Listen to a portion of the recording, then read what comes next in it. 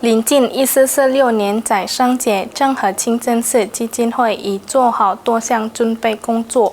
截止节前第7天，该清真寺已收到来自左边住宅区民众捐赠的12头献祭牛。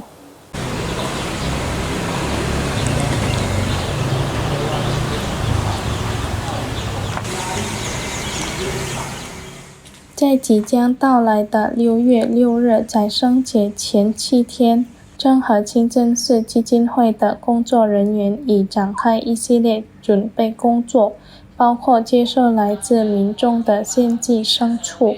郑和清真寺日常管理负责人达达扎尼表示，为迎接宰牲节，清真寺方面已完成多项筹备事项，例如确定献牲节的筹备小组。在牲节当日的礼拜将由郑和清真寺 Al-Hafiz Imam 担任主礼，讲道者由 Farus Rozi 教授主讲。宰牲活动已成为左边住宅区居民的年度惯例，每年平均会有15头牛用于献祭。截至目前，已有12头牛登记参与今年的献牲。